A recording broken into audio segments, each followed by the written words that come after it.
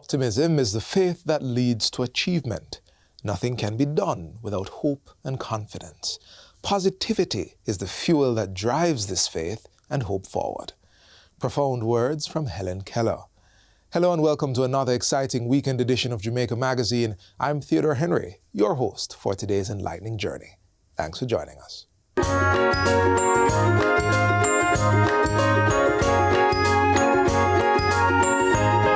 All children deserve positive parenting. Why not pamper us? Be patient with us. Make time to teach us and, of course, play with us. Celebrate milestones with us and don't forget to be our #1 supporter. Do all these things and practice positive parenting today.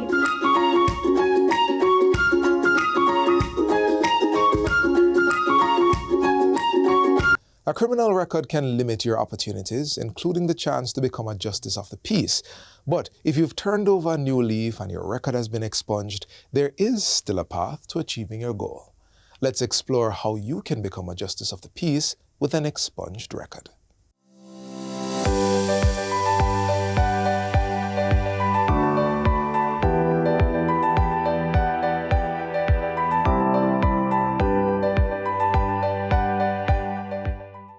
Imagine you've to turn your life around after a mistake that led to a criminal record. The slate has been wiped clean through the process of expungement. But now, you are faced with a new challenge, a desire to serve your community as a Justice of the Peace JP. However, one question lingers in the back of your mind. Will my past, though officially legally erased, still haunt my future? Let's find out. But first, who is a Justice of the Peace and what is meant by the term expungement? A Justice of the Peace, commonly referred to as a JP, is a person of unquestionable integrity who seeks to promote and protect the rights of individuals. JPs are essential figures in the community, serving in various capacities that include witnessing documents, serving as lay magistrates, and playing crucial roles in the legal and judicial system. Now let's talk about expungement. This term refers to the process of having a conviction removed from one's criminal or police record after a specific period has elapsed and certain requirements have been met. It's a legal way to ensure that past mistakes don't define your future.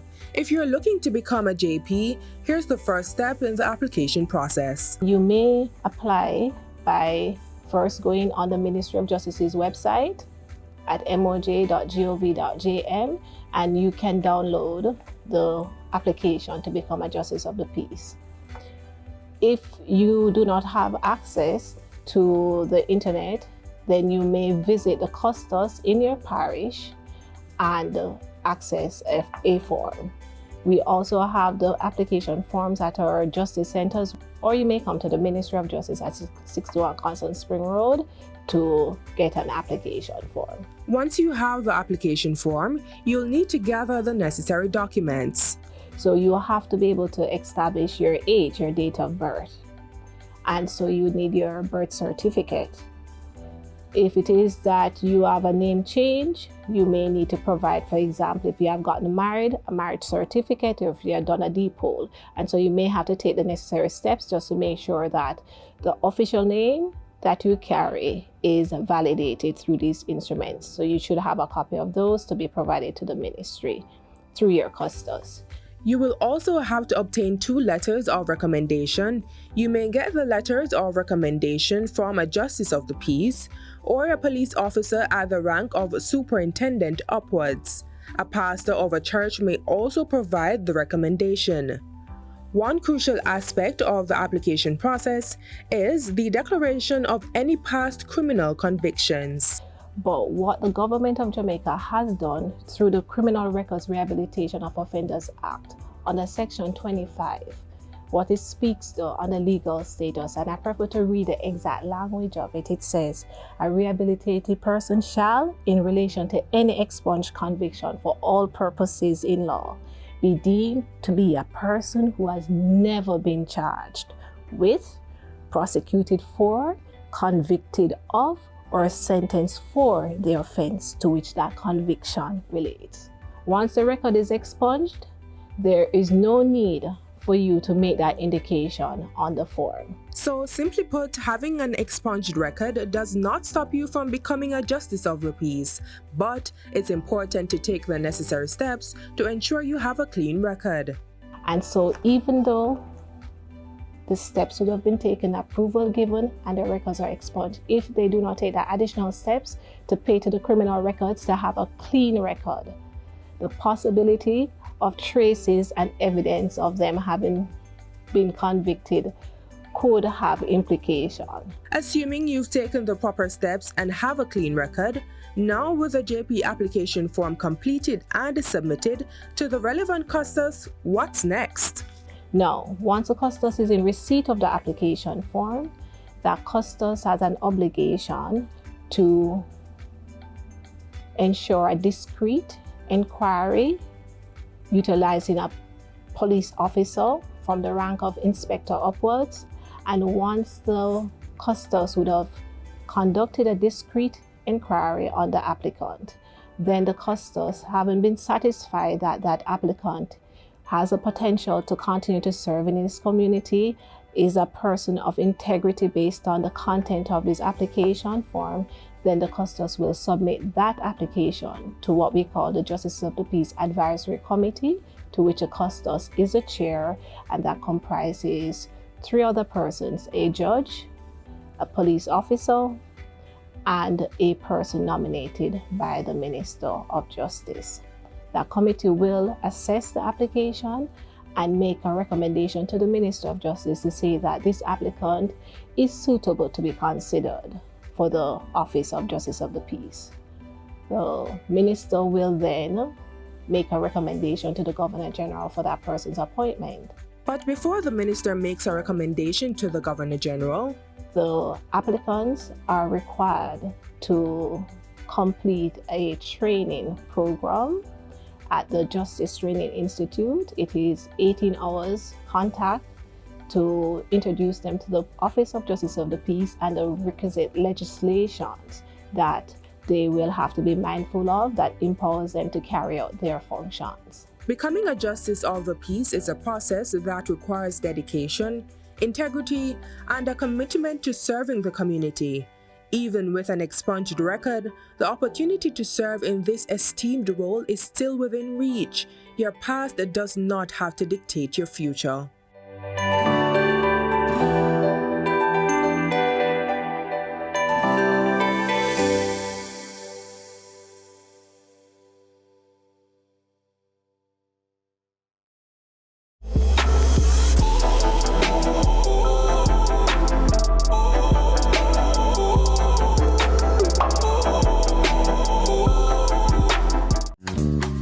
Looking to enhance your professional skills and competencies with training of the highest quality? Then apply today to the Justice Training Institute, JTI. JTI offers certificate courses in computer applications, CSEC Math and English, financial crimes investigation, courtroom protocols and procedures, diplomas in paralegal studies, court reporting, and more. For more information, call 928-4624, visit us at Fort Camp Road, or go to the website jti.edu.jm. The Justice Training Institute, training for improved performance.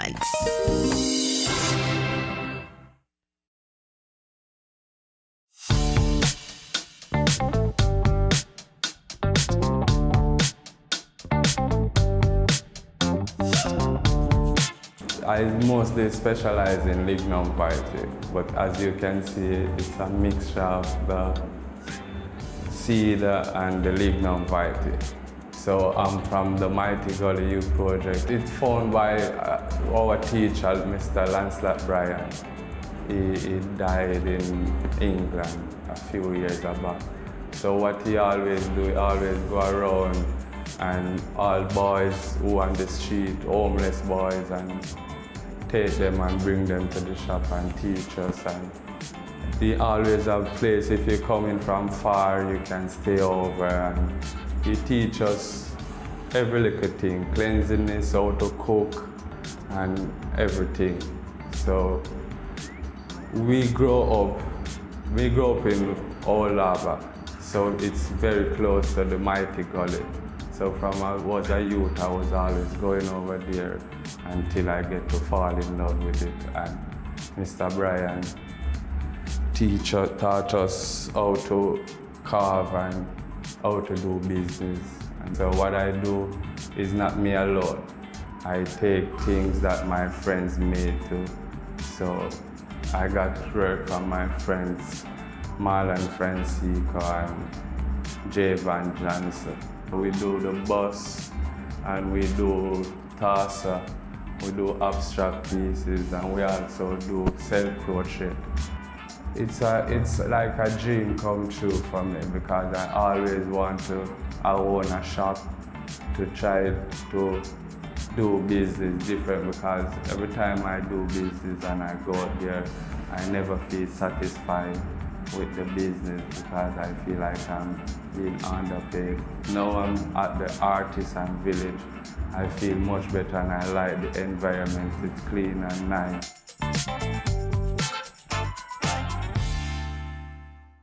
Summer's heat is still in full swing, and so is the challenge of managing your energy usage. Let's get some valuable tips and insights on how to stay cool and efficient during the sweltering months.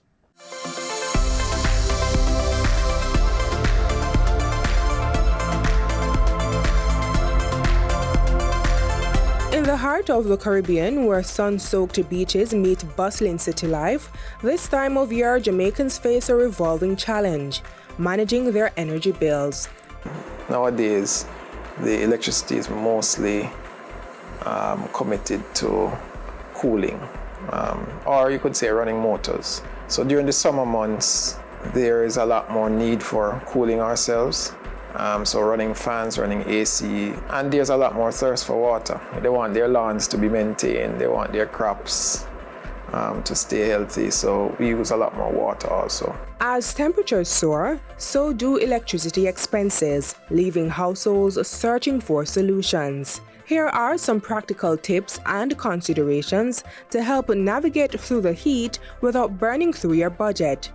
Many young people are not at school, and so the homes are more occupied in the summer generally. So we need to kind of encourage a culture of going outside more. And somebody may say, but outside is hot. But we have to find ways of enjoying the outdoors and not always be inside. Because when you're inside, usually what are the young people doing? Watching TV or on a laptop or so forth. And all those things will contribute to higher energy. And of course, you have to keep the room that you're in cool. And sometimes that's not properly managed.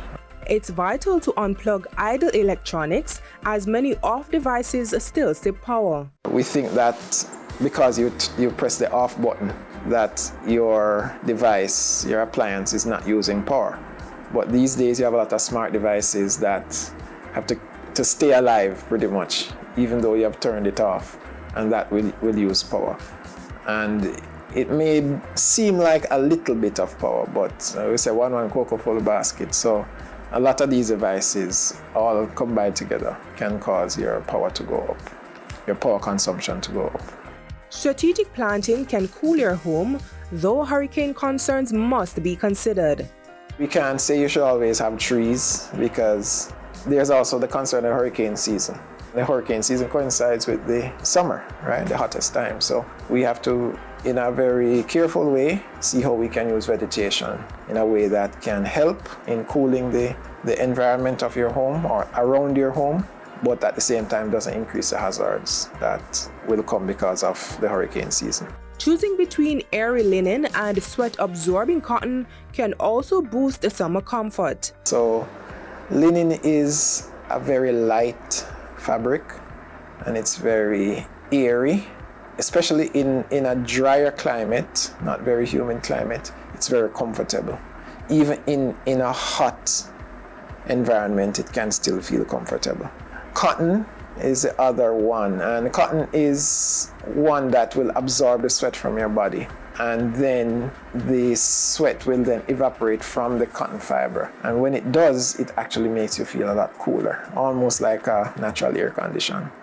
You can isolate your movement in your home, so if you have to be indoors, stay in a certain room, keep that room cool. You don't have to keep the whole house cool. Or if you have to go from room to room, you can change the temperature to something that you can tolerate. By focusing on key areas and making smart choices, you can create a cooler and more comfortable living space. They can ensure that on those south-facing wall, east-facing wall, and your west-facing wall, that you use thicker curtains at your windows. Another thing to do is that if they can apply a reflective coating, like a film or even a tint on the windows, and they might be able to exploit that strategy, ensuring that you're not using a unit to cool a space that it is not sized for. Some people might choose to only have an air conditioning installed for the bedrooms. Don't try to use it to cool the bedroom and the living room and the kitchen and all the other and the entire house. Innovative technologies are also on the market, offering new ways to manage energy usage and costs effectively. These days, these include smart devices that have timers on them, which you can schedule them to turn on and turn off.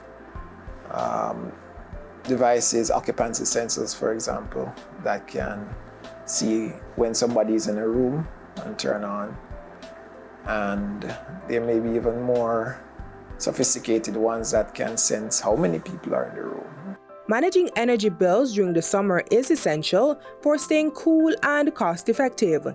Next time the summer heat feels overwhelming, remember these tips to keep your energy usage in check.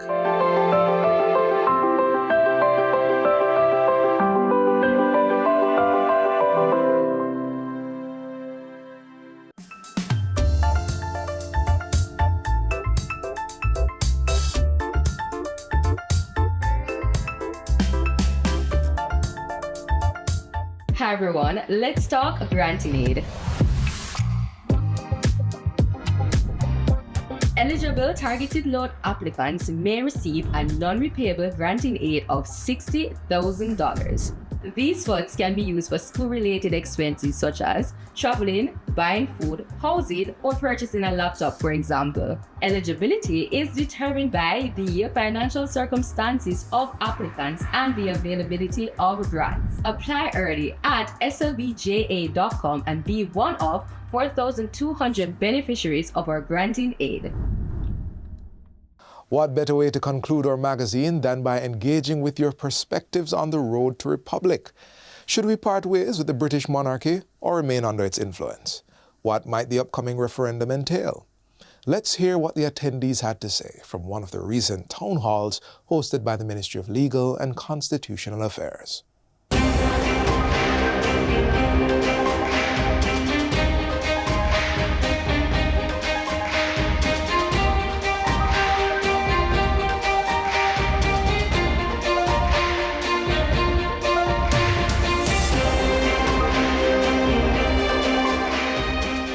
Jamaica's journey toward constitutional reform is a story of commitment, debate, and the voices of its people.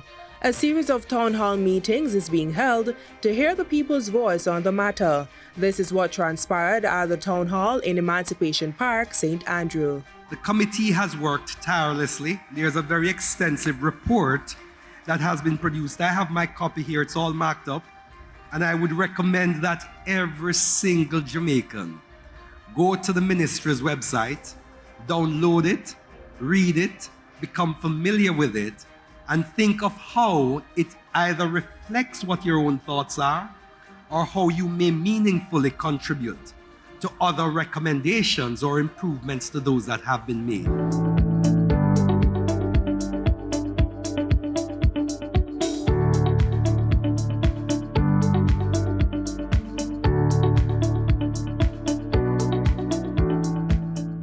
We are embarking on a phased reform of the Jamaica Independence Constitution.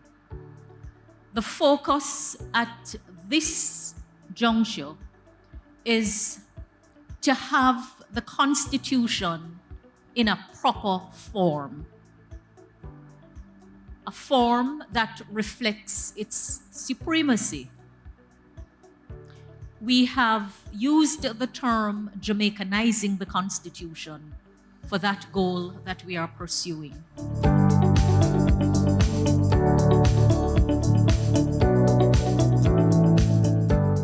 would like to know what are the difficulties as it relates to selecting a semi-presidential system instead of a ceremonial one, where the president has more executive power. Our view is that where we start need not be where we end. We are not currently familiar with the full extent of a presidential system. People think that it begins and ends with the executive president. That is not what our research shows, and that is not what shows up in other countries.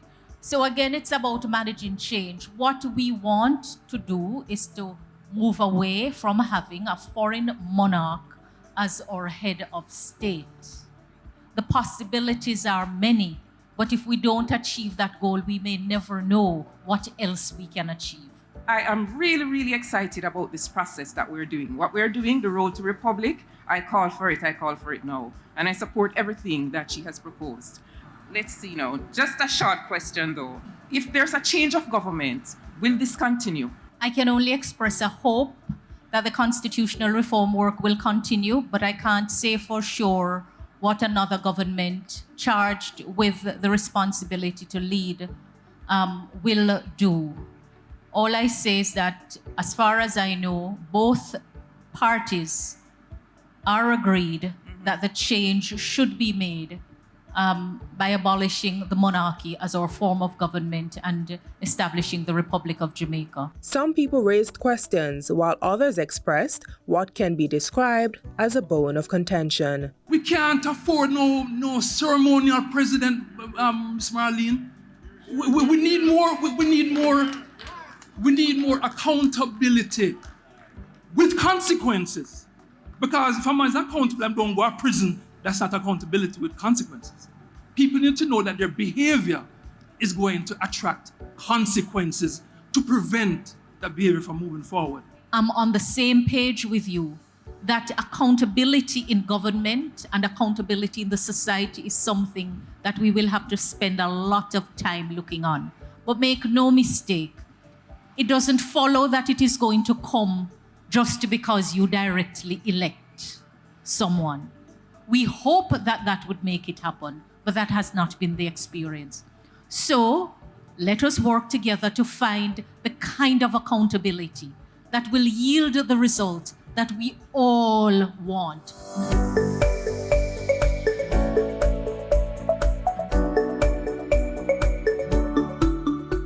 The report that has been out, people are being asked to read it and also make suggestions and comments because it's still a work in progress. So you being here, it means that your voice is being heard. And we are asking you for your suggestions in going forward.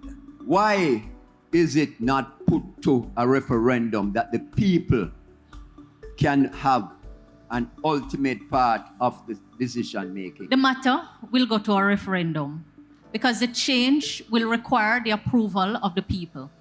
After the law is passed in the parliament by the representatives of the people, it will have to be approved by the people. Enumerate to participate, my brother. My question is, how will the question be coached in the referendum? Will the people be given a choice of voting to have an executive head of state as against a ceremonial head of state? Will the people be given that opportunity? We have not determined what the question will be, but we are guided by what the Constitution says. The Constitution requires that the bill passed by Parliament be approved by the people.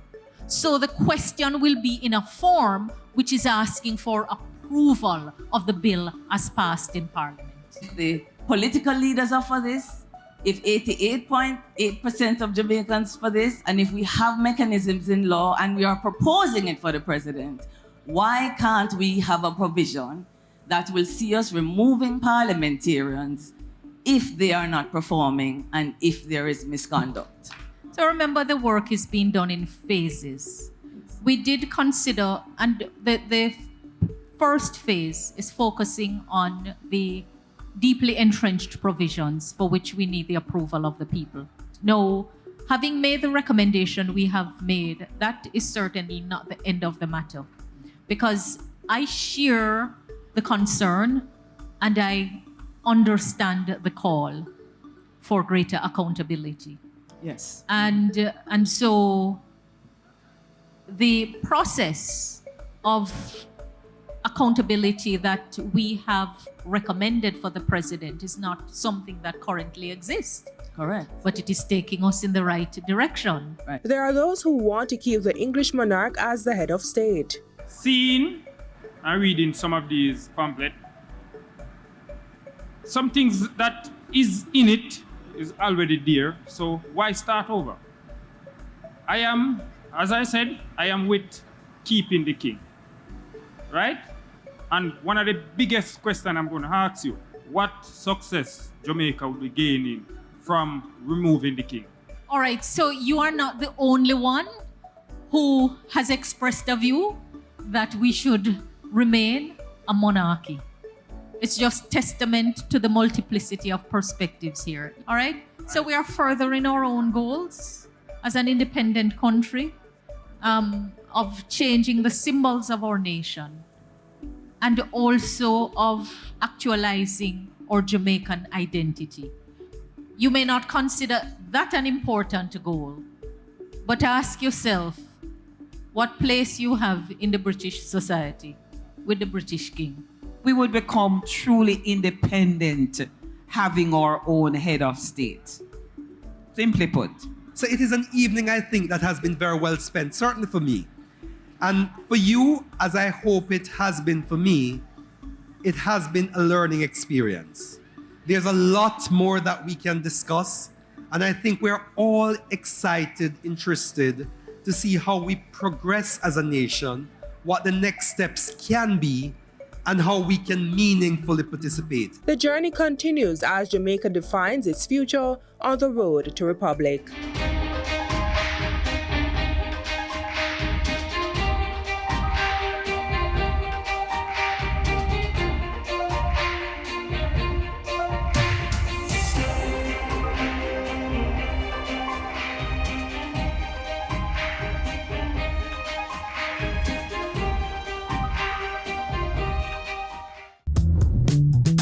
How am I going to go to college? I can't find anybody to stand security for me. I mean, I could ask my aunt, but she's likely not going to want to do it. Let me ask her just in case. Auntie, do you know of anybody I could use to stand as guarantor for my student loan? I'm really struggling here. Hey sis, what are you stressing about now? Time is winding down and I need to find someone to stand as guarantor for my student loan. But everyone I ask can't seem to do it, and I don't know what to do now. So hold on. You didn't know that the Students' Loan Bureau doesn't require a guarantor for the loan application? Are you serious? That's amazing. Yes, effective April 1, 2024, the Students' Loan Bureau no longer requires applicants to have guarantors. This applies to all SLB loan products. With SLB, you can make your dreams a reality.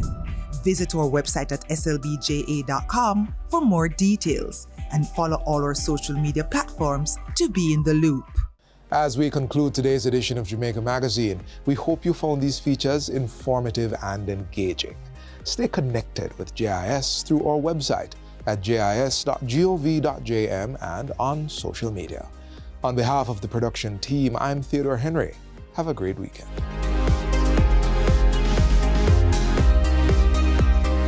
This has been a production of the Jamaica Information Service, the voice of Jamaica.